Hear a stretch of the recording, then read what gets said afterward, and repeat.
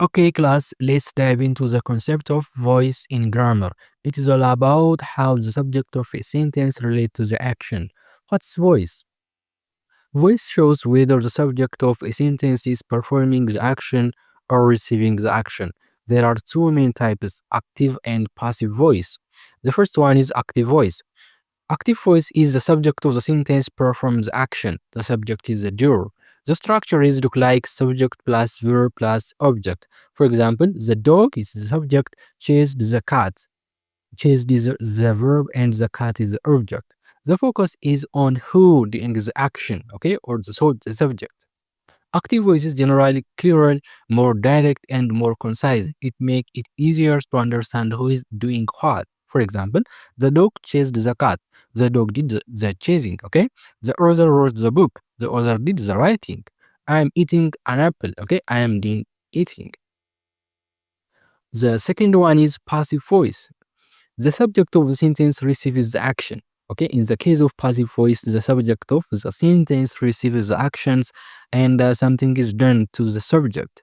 The structure is look like subject plus be, that means is, are, or was, or were, being plus past participle plus by plus agent. For example, the cat was chased by the dog. In this example, the cat is the subject and was chased is the verb and by the dog is the agent. The focus is on the action itself or the receiver of the action rather than the doer. Sometimes the doer is even unknown or not important. Passive voice can be less direct and sometimes less clear than active voice. The by plus agent phrase is sometimes omitted. For example, the cat was chased by the dog. The cat received the chasing. The book was written by the author. The book received the writing. An apple is being eaten by me. The apple is receiving the eating. Okay, when we use the passive voice, when the action is more important than the door. For example, the window was broken. Okay, we care more about the broken window than who broke it.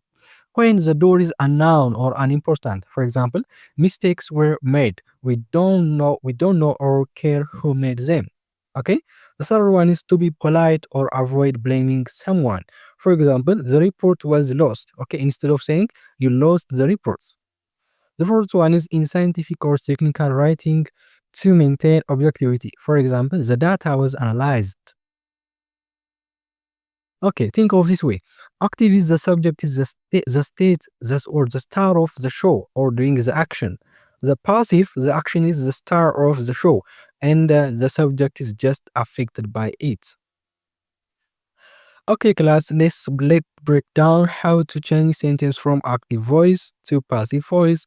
This slide shows the basic steps and provides a simple example to help you understand. Here is the breakdown. The first one, the goal. We are learning how to take a sentence where the subject does the action in the active case and turn into the sentence where the subject receives the action in the passive voice case.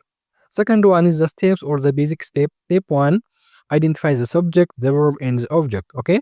In active sentence, figure out the subject is doing what or the verb and to whom or to what or the object. This is a crucial point. You will be rearranging this element. Step two, move to the object to the subject of the position. Okay. The object of the active sentence will become the subject of the passive sentence. Think of it as a shifting focus. Okay, step three, change the verb. The verb. This is the trickiest part. The active verb needs to change into passive verb form. Okay, this form is made by using a form of the verb be, like, is, are, was, were, been, plus the past participle of the ordinal verb. The be verb must agree with the new subject. Be verb also should comply with the tense of the verb. Step 4, optional by adding by plus agent. You can add by plus the ordinary subject at the end of sentence to show who or what performed the action. This part is optional. You don't need to include it if who or what did the action is unknown, unimportant, or obvious. Okay, read these examples carefully. This table shows how to change tenses from active to passive. Alright, class, this is the final slide, which means we have reached the end of the course. Do you have any questions or need me to clarify anything on this course? Write it in the comment section. And I would like to say congratulations on completing the course. See you in another course. Have a nice time.